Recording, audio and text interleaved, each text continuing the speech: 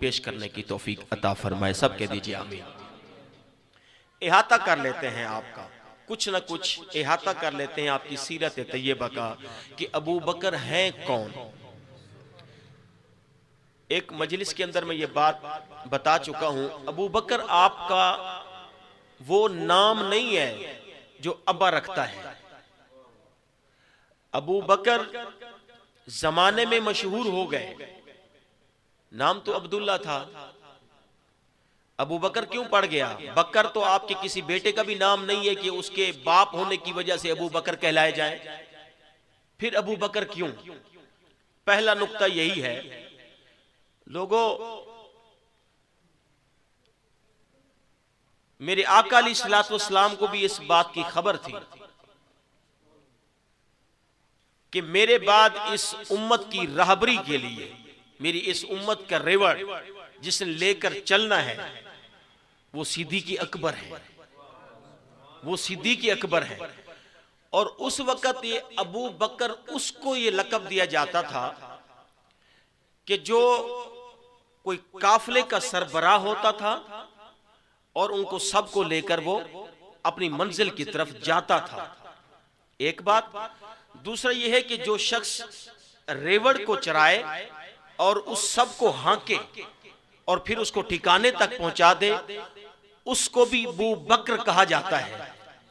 तो इस वजह से भी आपका लक़ब अबू बकर ठीक है, क्योंकि और भी उम्मत में रहनुमा हैं, मगर जैसी सयादत सदाकत के साथ अबू बकर ने इस उम्मत के रेवड़ को आगे बढ़ाया, इतना हक किसी और ने अदा नहीं किया। अब कोई यहाँ पे ये भी ना कहे कि यहाँ से फारूक आजम की शान कम हो गई, उस्मान गनी की शान कम हो गई, मौला अली की शान कम हो गई।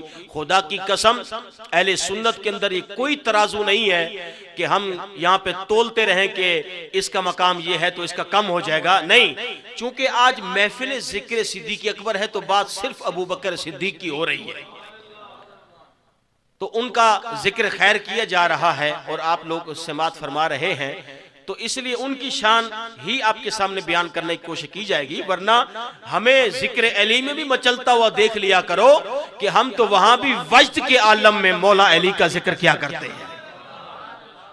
हमारे अंदर ये पैमाने नहीं है कि तराजू लें और तोलें कि ये बेहतर है, वो बरतर है, ये कमतर है, वो इससे बड़ा है। नहीं नहीं नहीं, ये गुलदस्ता है, अपनी हर एक फूल अपनी खुशबू मखसूस के साथ महक रहा है। हक चाहिए।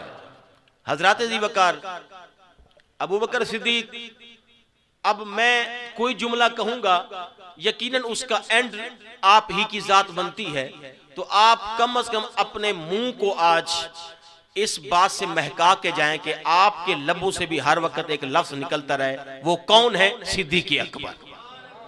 ये लफ्ज आपने बोलना है मेरी गुफ्तगू जहां पे मेरा जुमला खत्म हो। भाई बात सुने, एक बार फिर दोहरा रहा हूं, और भी हैं सरकार के आशिक भी हैं, सरकार के महबूब भी हैं, लेकिन चूंकि आज महफिल सिद्दीक़ अकबर है इसलिए इस निस्बत के साथ ये जुमले में कह रहा हूं।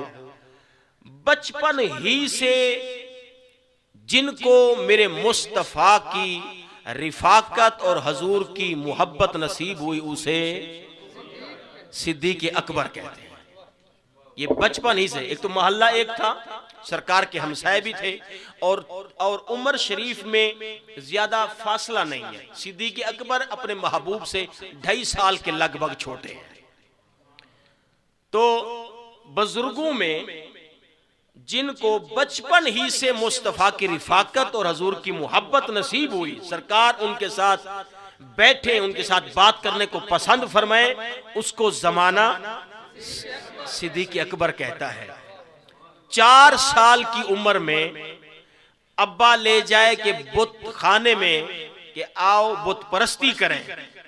उस जमाने जहलियत में जबकि अभी नबूवत और रिसालत का पैगाम भी नहीं पहुंचा कहीं तक, तो उस वक्त भी बुतों की बुत परस्ती से बेजारी का ऐलान कर रहे थे। उसे भी जमाना कहता है सिद्दीक़ अकबर।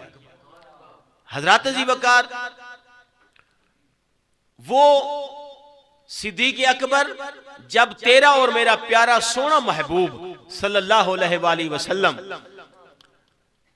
आप जाते हैं तिजारत की घर से मुल्क शाम की तरफ, अबू बकर दोस्त हैं, तो उन्होंने जाके उमैया बिन खलफ से बात की कि ये तेरे पास जो एक गुलाम है ना बिलाल, ये मुझे किराए पर दे दो। अभी वो बातें नहीं थी बिलाल के साथ, वो ऐलान नबूवत के बाद की बातें हैं। बिलाल मुझे दे दो, क्या करते हो?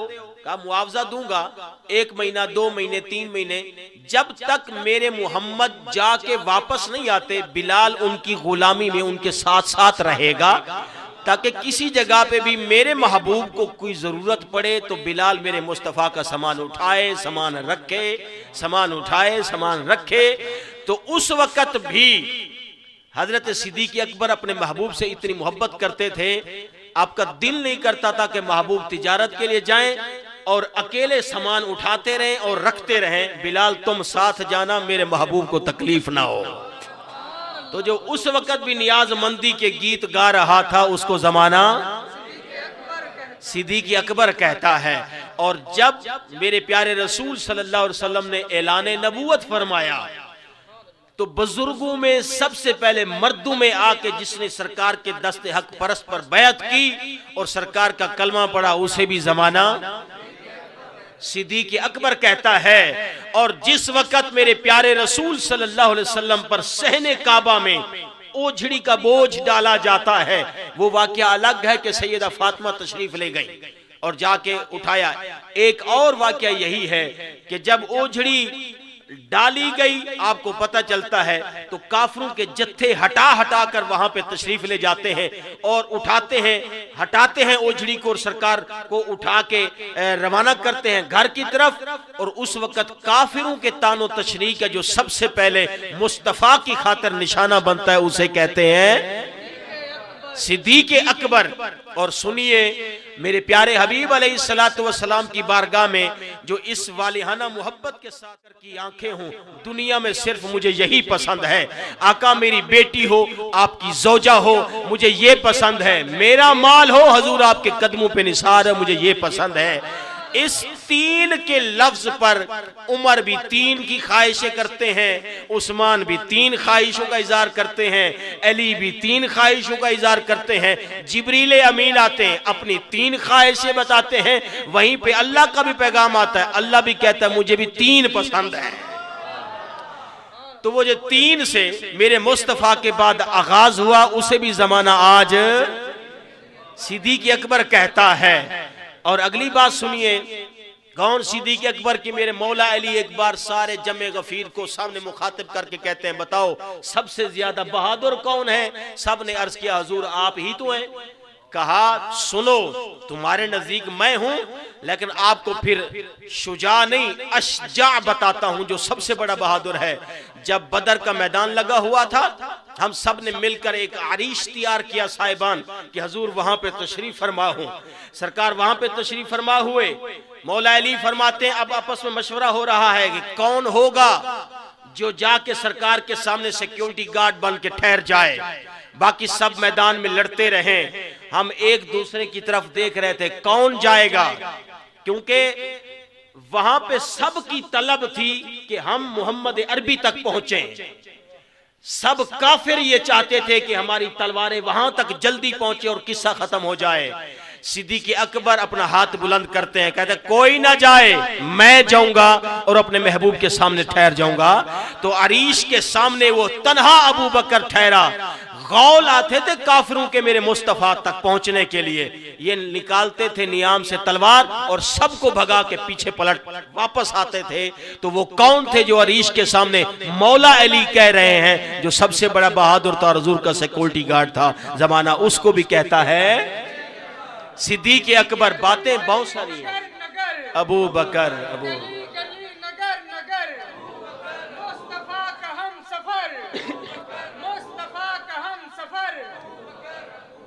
सैयदना सिद्दीक़ अकबर पाक का माल कहां खर्च हुआ? 35,000 दिनार आपके पास थे जब ऐलान नबूवत हुआ। और जब सरकार हिजरत करके तशरीफ ले जा रहे थे तो बकाया 5,000 बचा हुआ था। 30,000 अबू बकर का कहां लगा, बल्कि सॉरी 40,000 की बात कर रहा हूं। 35,000 लग गए, 5,000 दिनार बचा हुआ था। वो 5,000 दिनार लेकर भी मेरे मुस्तफ़ा के साथ मदीने की तरफ चल निकलते हैं। और जब वहां पे पहुंचते और मौका बना के मस्जिद नबवी शरीफ बनाई जाए, प्लाट देखा गया, पसंद आया। किसका है? काजूर, ये 2 यतीम बच्चे हैं, सहल और सुहेल, ये अपने चचा के जेरे किफालत हैं। आका ये उनका है। उनसे मशवरा किया गया, उन्होंने कहा जी हम मुफ्त देने को तैयार हैं, लेकिन जो यतीम परवर आया है वो यतीमों के प्लाट को ऐसे लेने को तैयार नहीं है। तो उस वक्त मेरे सरकार दो आलम सल्लल्लाहु अलैहि वसल्लम ने फरमाया इसकी कीमत तय की जाए। लग गया 10 सोने के सिक्के, इस प्लाट की कीमत है। वो जो अबू बकर सिद्दीक वहां से 5,000 दिनार लेके आए थे, उसको 10 सोने के सिक्के के इवज बना के उस मस्जिद नबवी शरीफ की प्लाट वो खरीद किया गया। ये पैसा किसने अदा किया? जमाना का क्या कहता है उसको?